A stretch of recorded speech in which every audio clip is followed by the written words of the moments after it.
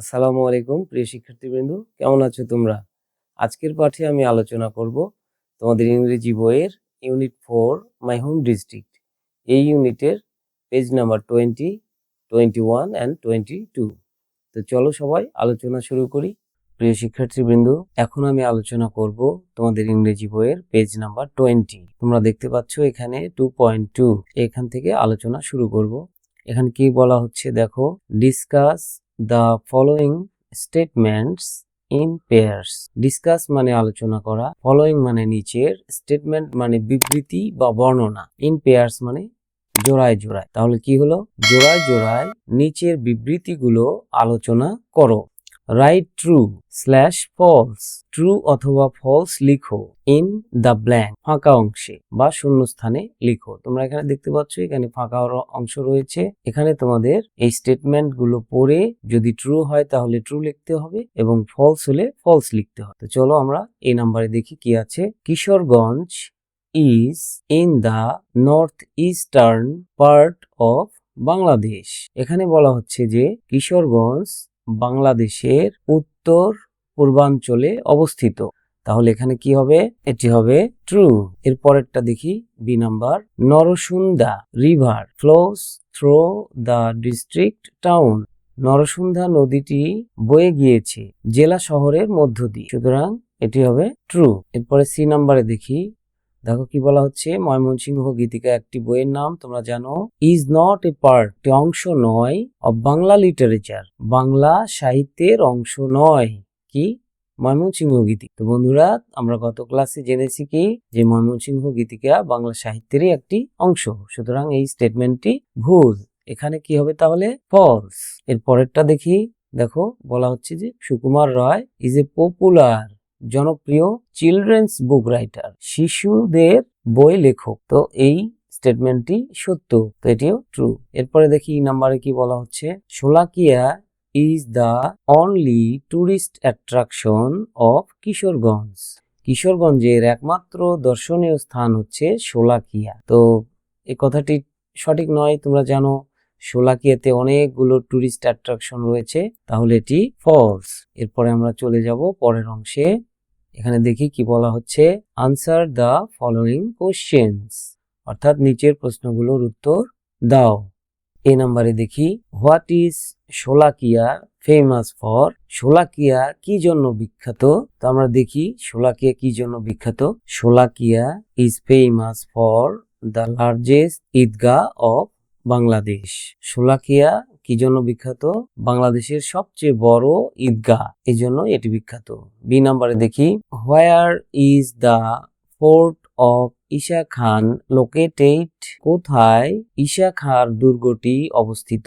তো আমরা জানি কোথায়, দেখি the fort of Isha Khan is located in Jangalbari. Isa Khan দুর্গটি জঙ্গলবাড়িতে অবস্থিত। নাম্বার সি দেখি, মেনশন মানে উল্লেখ করো টু টুরিস্ট অ্যাট্রাকশনস, দুইটি দর্শনীয় স্থানের নাম অফ কিশোরগঞ্জ, কিশোরগঞ্জের। তো বন্ধুরা, আমরা জানি কিশোরগঞ্জে অনেক দর্শনীয় স্থান রয়েছে, সেগুলোর মধ্যে থেকে মাত্র দুইটি উল্লেখ করতে হবে। তো আমরা উল্লেখ করি, Shahidi mosque and the Shiva temple are two tourist attractions of Kishoreganj. পরেরটা দেখি, বলা হচ্ছে নেম মানে নাম বলো, দ্য ফার্স্ট ফিমেল পোয়েট, প্রথম মহিলা কবি অব বাংলা লিটারেচার, বাংলা সাহিত্যের প্রথম কবির নাম বলো। তো আমরা জানি বাংলা সাহিত্যের প্রথম মহিলা কবিকে, the first female poet of Bangla literature is Chandrabati. Chandrabati হচ্ছে বাংলা সাহিত্যের প্রথম মহিলা কবি। এরপরে ই নাম্বার দেখি, রাইট 3 সেন্টেন্সেস, তিনটা বাক্য লিখো অ্যাবাউট দ্য ন্যাচারাল বিউটি, প্রাকৃতিক সৌন্দর্য সম্পর্কে অফ কিশোরগঞ্জ, কিশোরগঞ্জের। তো চলো আমরা কিশোরগঞ্জের তিনটি প্রাকৃতিক সৌন্দর্য সম্পর্কে তিনটি বাক্য লিখি। তো দেখি কি হলো, some rivers run through this district, কিছু নদী এই জেলার মধ্য দিয়ে বয়ে গিয়েছে। Narasunda river runs through the town, Narasunda নদী এই শহরের মধ্য দিয়ে বয়ে গিয়েছে। The rivers haors and green fields, কি বলা হচ্ছে, নদী হাওর এবং সবুজ মাঠ ইনক্রিজ ইটস বিউটি, এটার সৌন্দর্য বৃদ্ধি করেছে। এখন আমি আলোচনা করব 3.1। এখানে কি বলা হচ্ছে দেখি, ল্যাঙ্গুয়েজ ফোকাস। ল্যাঙ্গুয়েজ ফোকাস মানে কি, ভাষাগত অনুশীলন। Use of capital letters. Use মানে ব্যবহার, ক্যাপিটাল লেটার মানে বড় হাতের অক্ষর। এখন আমরা এখানে যেটা দেখব সেটা হচ্ছে যে বড় হাতের অক্ষরগুলো ব্যবহারের কিছু নিয়ম এবং উদাহরণ। তো চলো শুরু করি। There are some rules to use capital letters. বলা হচ্ছে যে এখানে কিছু নিয়ম রয়েছে বড় হাতের অক্ষর ব্যবহারের। দেখি সেগুলো কি। We use capital letters. আমরা বড় হাতের অক্ষর ব্যবহার করি কোথায় কোথায় দেখি। At the beginning of a sentence. একটি বাক্যের শুরুতে, অর্থাৎ আমরা যে কোনো বাক্য যখন লেখা শুরু করি তখন সেই বাক্যের শুরুতে অবশ্যই আমাদের বড় হাতের লিখতে হবে। উদাহরণ দেখি কি দেওয়া আছে। Rice is our staple food. ভাত হলো আমাদের প্রধান খাদ্য। দেখো এখানে রাইস হচ্ছে বাক্যের শুরু, যে কারণে রাইস শব্দের প্রথম অক্ষরটি বড় হাতের হয়েছে। এর পরেরটা দেখি। For names of people and title. মানুষের নামের জন্য এবং টাইটেলের জন্য। কারণ নামের কোনো টাইটেল থাকলে সেই টাইটেলের প্রথম অক্ষর বড় হাতের হবে এবং কোনো মানুষের নামের প্রথম অক্ষর বড় হাতের হবে। তো দেখি উদাহরণ কি দেওয়া আছে। কাজী নজরুল ইসলাম, এটি একটি মানুষের নাম। ইনার নামের তিনটি অংশ রয়েছে, তিনটি অংশেরই প্রত্যেকটি শব্দের প্রথম অক্ষর বড় হাতের হয়েছে। তোমরা দেখতে পাচ্ছ এখানে একটু মোটা অক্ষরে লেখা আছে। কাজীর কেটা বড় হাতের, নজরুলের এন বড় হাতের, ইসলামের আই বড় হাত। Kazi Nazrul Islam is called the rebel poet. রিবেলের আর বড় হাতের, পোয়েটের পি বড় হাতের। এই রিবেল পয়েটটা হচ্ছে একটি টাইটেল। রিবেল পয়েট মানে বিদ্রোহী কবি। দেখি পরের অংশে কি বলা হচ্ছে। For names of places. স্থানের নাম, অ্যান্ড কান্ট্রি এবং দেশের নাম। দেখি উদাহরণ। I am from Kushtia, Bangladesh. দেখো কুষ্টিয়ার কে বড় হাতের, এটি একটি স্থানের নাম। বাংলাদেশের বি বড় হাতের হয়েছে, এটি একটি দেশের নাম। এর পরের অংশে কি আছে দেখি। For names of holidays. ছুটির দিনের নাম, ডেইজ দিনের নাম, অ্যান্ড মান্থস এবং মাসের নাম। দেখি আমরা। I was born on Saturday. এখন এখানে দেখো স্যাটারডেটা একটি দিনের নাম, সুতরাং স্যাটারডের এস বড় হাতের হয়েছে।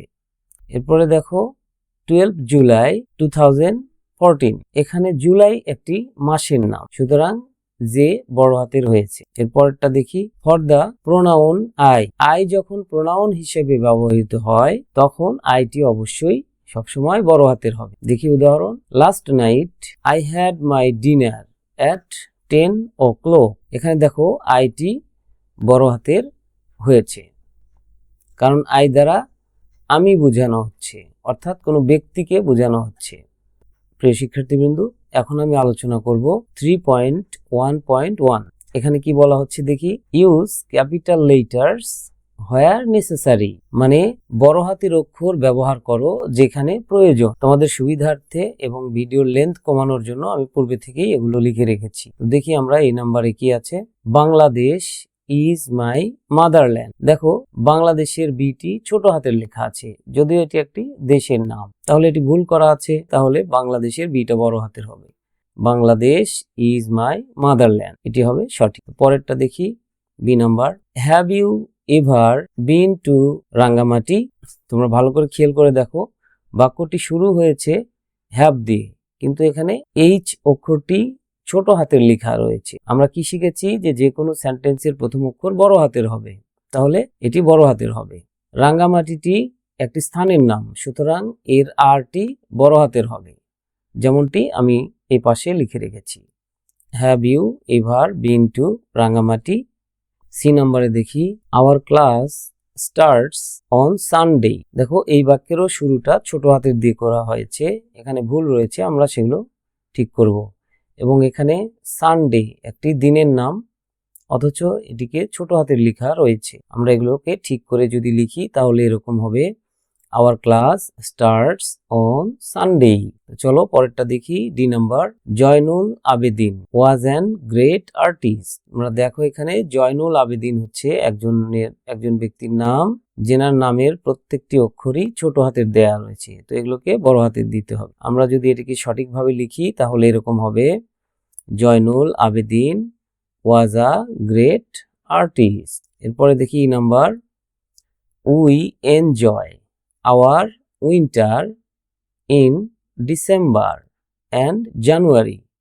তো তোমরা দেখো বাক্যটা শুরু হয়েছে ছোট হাতের দিয়ে, তাহলে এটিকে ঠিক করতে হবে। এবং ডিসেম্বর এবং জানুয়ারি দুটি হচ্ছে মাসের নাম, এগুলো বড় হাতের হবে। এগুলোকে যদি আমি সঠিক করে লিখি তাহলে কি হবে, we enjoy our winter in December and January.